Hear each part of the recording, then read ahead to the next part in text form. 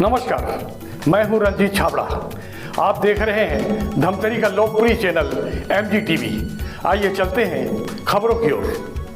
काशी निवासी साध्वी ऋचा मिश्रा के धर्म ज्ञान की गहराई अथाह है। श्रीमद् भागवत हो, राम कथा हो या शिव पुराण कथा, जिज्ञासुओं की सारी जिज्ञासाएं उन्हें सुनकर तृप्त हो जाती है। धार्मिक कथाओं के साथ ही साध्वी ऋचा मिश्रा जी की भजन प्रस्तुति की स्वर लहरियां श्रद्धालु को शुद्ध बुद्ध खोने के लिए मजबूर कर देती हैं और वे परम शांति के सागर में डूब जाते हैं। धर्मनगरी धमतरी का सौभाग्य है कि देश की नामचीन धार्मिक हस्ती साध्वी ऋचा मिश्रा से साक्षात्कार करने का एक सुअवसर MGTV को मिला। महालक्ष्मी ग्रीन स्थित श्री राधा कृष्ण भवन में धार्मिक प्रवास के तहत क्षेत्र में पधारी साध्वी जी से भगवान राम पर पूछे गए अनेक सवालों के उन्होंने बेबाक जवाब दिए। आइए सुनते हैं प्रभु राम उन्होंने क्या कहा। इस शुभ अवसर पर विशेष रूप से उपस्थित क्षेत्र के प्रख्यात धर्म समाज सेवी पंडित राजेश शर्मा ने अयोध्या धाम में प्राण प्रतिष्ठित होने जा रहे प्रभु राम लला की प्रतिमा पर हो रही सियासत को दुर्भाग्यजनक बताते हुए अनेक सवालों के बेबाक जवाब दिए। साध्वी जी, आपका स्वागत है MGTV में। हम ये जानना चाहते हैं कि 500 वर्षों का इंतजार, 14 साल का वनवास तो सारी दुनिया जानती है, लेकिन ये 500 साल जो अतिरिक्त लग गए रामलला को अपने धाम में विराजमान होने में, और इस क्षण के हम सब साक्षी बन रहे, तो ये कितना सौभाग्य है भारतवर्ष वासियों का। सबसे पहले तो सभी को मेरा जय सिया राम। और ये तो बहुत ही गौरव की बात है, बहुत आनंद और उत्साह की बात है, और हम सब इस अद्भुत क्षण के साक्षी बन रहे हैं, तो ये सबका बहुत सौभाग्य है। जितना कहा जाए वो कम है। ऐसे धार्मिक विषयों पर बहुत सारी असहमतियां भी आ रही हैं। कुछ धर्म क्षेत्रों के जो वरिष्ठ लोग हैं उनकी भी कहना है कि कुछ कमियां रह गई, उस वजह से हम नहीं जाएंगे। इस तरह की जो बातें हो रही हैं, या पॉलिटिकल जो लोग हैं असहमति व्यक्त कर रहे हैं, तो क्या धार्मिक के ऐसे अनुष्ठान के शुभ अवसर पर, जो कि 500 सालों के बाद सौभाग्य, क्या इस तरह कुछ होना चाहिए? ये उचित है, न्याय उचित है? इस विषय में तो मैं बहुत कुछ नहीं कह सकती कि किनकी क्या मति है, क्या विचार है, पर हमें लगता है कि ये बहुत अद्भुत सौभाग्य का क्षण है और हम सबको मिलकर के इस उत्साह में सम्मिलित होना चाहिए। और एक जो सनातन धर्म की जो पताका पूरे विश्व में लहराई जा रही है, वैसे तो राम तो हमेशा से थे और राम आज भी हैं, और वो तो शाश्वत हैं, अनंत हैं। जिस महात्मा गांधी के बहुत सारे लोग ब्रांड एम्बेसडर बने हुए हैं, तो जब महात्मा गांधी स्वयं बहुत समीप थे, यहाँ तक कि मृत्यु वरण के समय भी उनके श्रीमुख से हे राम निकला था जी, तो ऐसे लोग को अपने ब्रांड एम्बेसडर जो बने हुए हैं, उनको असहमति करना क्या शोभा देता है? ऐसे लोगों के लिए मैं तो हमेशा कथाओं में एक ही बात करती हूँ। करीब मुझे 20 साल हो गए राम कथा का गायन करते हुए। मैं सिर्फ इतना कहना चाहती हूँ कि राम किसी व्यक्ति विशेष के नहीं हैं, राम सबके हैं। और रा का अर्थ होता है राष्ट्र, और म का अर्थ होता है मंगल। जो सारे राष्ट्र का मंगल करे उसका नाम राम है। तो वो सबके हित की ही बात है, तो सबको इस कार्य में बढ़ कर के आगे आना चाहिए। क्षेत्र को मुक्त कराने में बहुत सी शहादत हुई है, बहुत सारे लोगों ने संघर्ष किया, खुद पसीना एक किया, समय दिया और शहीद भी हुए। तो उनकी स्मृति में क्या एक अमर ज्योति भी वहाँ जले तो ज़्यादा उचित रहेगा? निश्चित रूप से जलनी ही चाहिए, और उनके बलिदानों का यह परिणाम है, और उनके बलिदानों को हमें भूलना नहीं चाहिए। जिन भक्तों ने इसमें अपना योगदान दिया था, तो उनको याद करते हुए और आज उनकी वजह से ही उनको भी स्मरण करते हुए निश्चित रूप से बलिदान पर स्मरण करना चाहिए। और तो ये राम विरोधियों को आप क्या नाम देना चाहिए? रामद्रोही, धर्मद्रोही या देशद्रोही? इस विषय में तो मैं कुछ भी नहीं कह सकती, लेकिन मैं उनको कहती हूँ कि निश्चित रूप से वो आएँ। और भगवान श्री राघवेंद्र सरकार, ये कोई राजनीति का विषय नहीं है। और दूसरी बात ये भी है कि ये अनादिकाल से ऐसे बहुत सारे लोग हैं, वो हर व्यक्ति हर बात के लिए सहमति और सहमत नहीं होता है, तो सबकी अपनी अपनी विचारधारा है। राम के भी समय में बहुत सारे ऐसे लोग थे जो राम को ही नहीं मानते थे। तो ये तो हर युग की बात है, हर समय लोग आते जाते रहते हैं, तो उनको जो भी नाम देना चाहें वो दे सकते हैं, लेकिन राम तो सबके हित के लिए है। राम जैसा तो राम सबके हृदय में बसे हैं, हृदय में बसे कण कण में हैं जी। लेकिन ऐसे प्रभु आराध्य हमारे राम 500 सालों तक विभिन्न तरीके से पंडाल में रहे और हम लोग अपनी सुविधाजनक आवास में रहे। तो ये एक मानसिक गुलामी की वजह से ये अंतराल इतना लंबा आया, या किस वजह से हम अपने प्रभु के लिए ससम्मान स्थान नहीं बना पाए?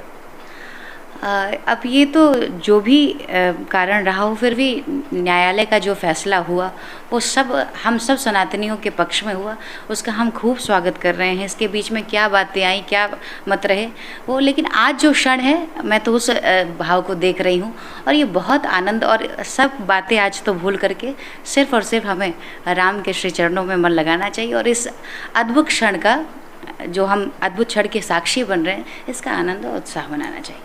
इसको हम नववर्ष माने या राम वर्ष माने? आप इसे अद्भुत, आप इसे जो भी कह सकते हैं, लेकिन ये अद्भुत क्षण है और अलौकिक है। नववर्ष भी है, राम का अर्थ मैंने आपको बता ही दिया, तो अद्भुत सबके कल्याण का है। मैं घूम फिर के फिर आऊँगा, क्योंकि मंदिर का जो काम है ट्रस्ट देखती है, और जितनी व्यवस्थाएं हैं या निर्माण है या आमंत्रण है, ये तो ट्रस्ट के पदाधिकारी दे रहे हैं।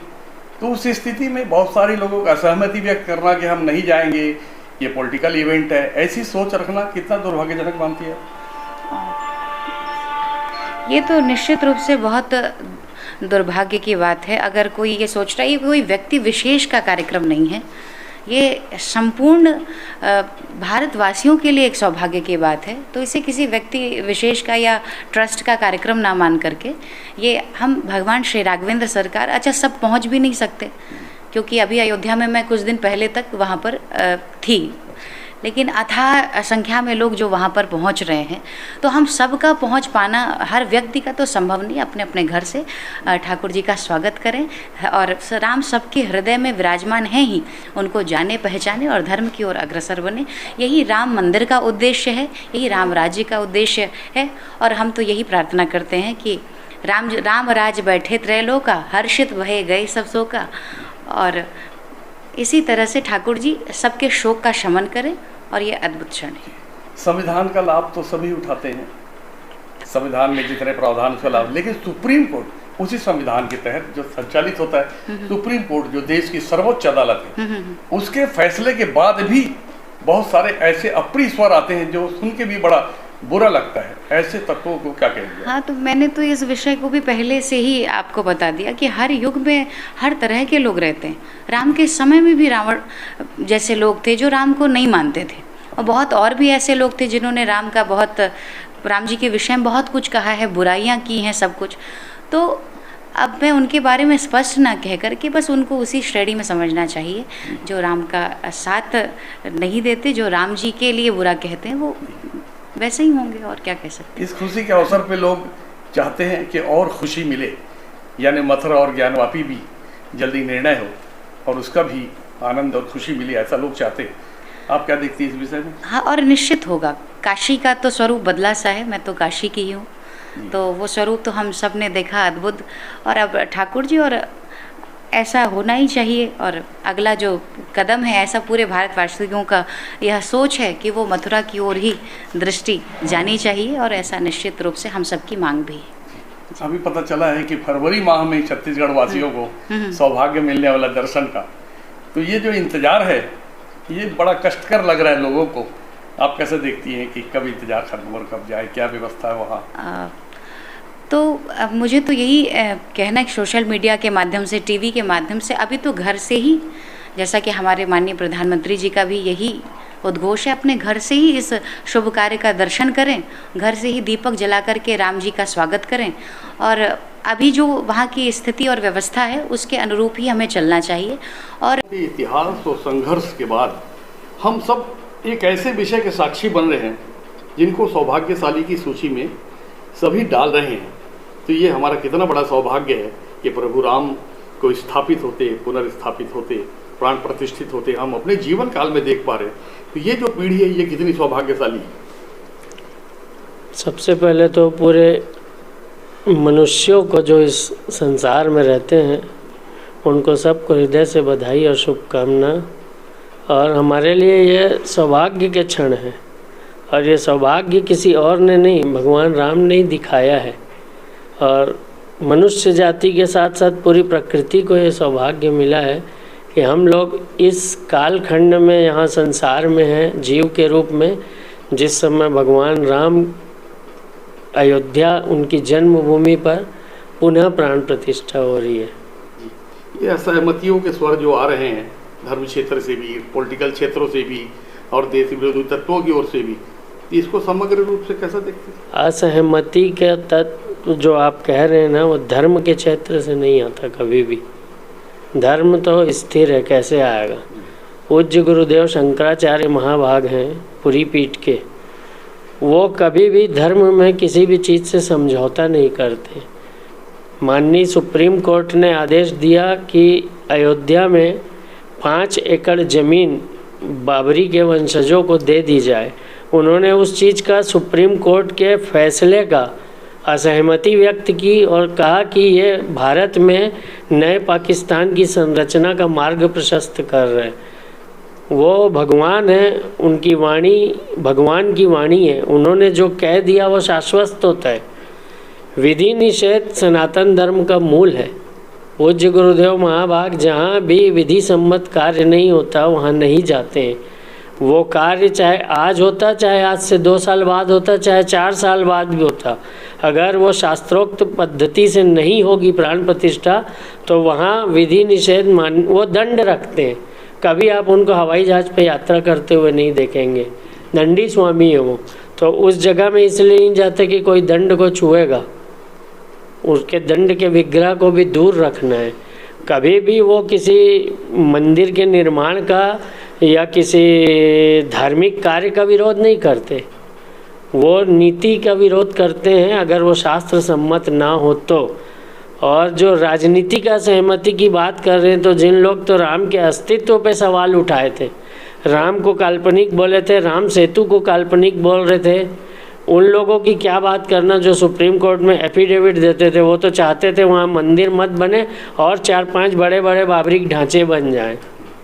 इस शुभ अवसर पे जब धमतरी धर्म नगरी जो है राम नगरी बन जाए, उसके लिए राम भक्तों से क्या अपेक्षा रखें, क्या आह्वान करें? अपेक्षा नहीं, पूरा विश्व ही राम में है।